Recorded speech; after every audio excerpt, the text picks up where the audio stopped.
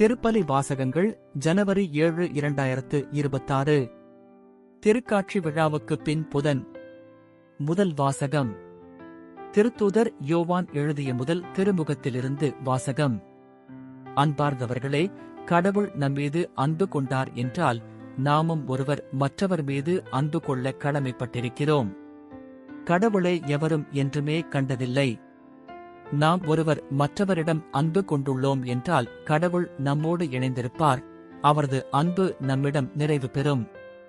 அவர் தமது ஆவியை நமக்கு அருளியதால் நாம் அவரோடு இணைந்திருக்கிறோம் எனவும் அவர் நம்மிடம் இணைந்திருக்கிறார் எனவும் அறிந்து கொள்கிறோம். தந்தை தம் மகனை உலகிற்கு மீட்பராக அனுப்பினார் என்பதை நாங்களே கண்டறிந்தோம், சான்றும் பகர்கிறோம். இயேசுவே இறைமகன் என ஏற்று அறிக்கையிடுபவரோடு கடவுள் இணைந்திருக்கிறார். அவரும் கடவுளோடு இணைந்திருக்கிறார். கடவுள் நம்மிடம் கொண்டுள்ள அன்பை அறிந்துள்ளோம், அதை நம்புகிறோம். கடவுள் அன்பாய் இருக்கிறார். அன்பில் நிலைத்திருக்கிறவர் கடவுளோடு இணைந்திருக்கிறார். கடவுளும் அவரோடு இணைந்திருக்கிறார். கடவுள் இருப்பது போல் நாமும் இவ்வுலகில் இருக்கிறோம். எனவே தீர்ப்பு நாளில் உறுதியான நம்பிக்கை கொண்டிருப்போம். இவ்வாறு நம்மிடையே உள்ள அன்பு நிறைவடைகிறது. அன்பில் அச்சத்திற்கு இடமில்லை, மாறாக நிறை அன்பு அச்சத்தை அகற்றிவிடும். ஏனெனில் அச்சத்தில் தண்டனை உணர்வு அடங்கியுள்ளது.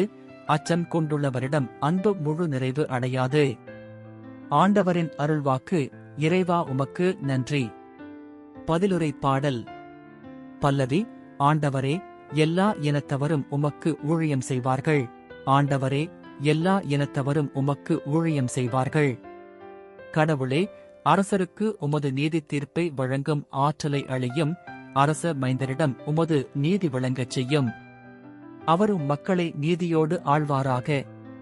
உம்முடையவரான எளியோர்க்கு நீதி தீர்ப்பு வழங்குவாராக. பல்லவி. ஆண்டவரே, எல்லா இனத்தவரும் உமக்கு ஊழியம் செய்வார்கள். தர்சீசு அரசர்களும் தீவுகளின் அரசர்களும் காணிக்கைகளை கொண்டு வருவார்கள்.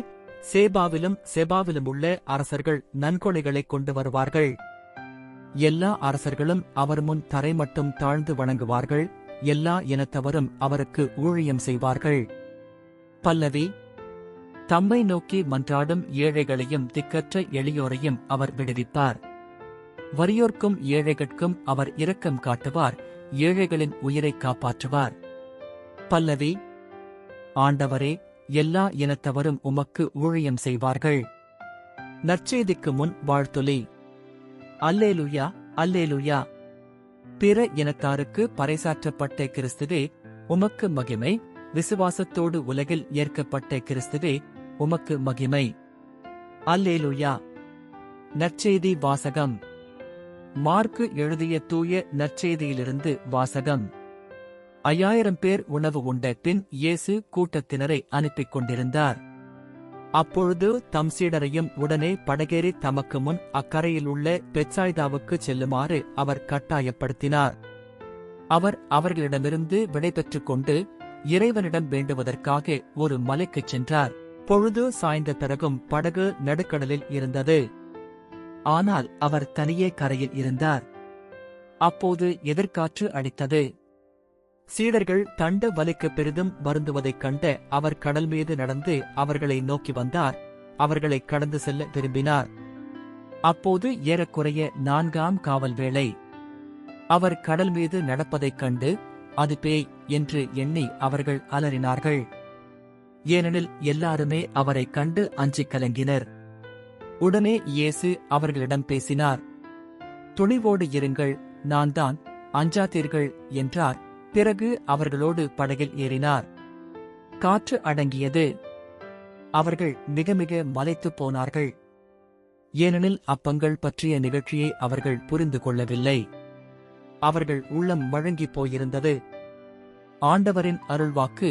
கிறிஸ்துவே உமக்கு புகழ்.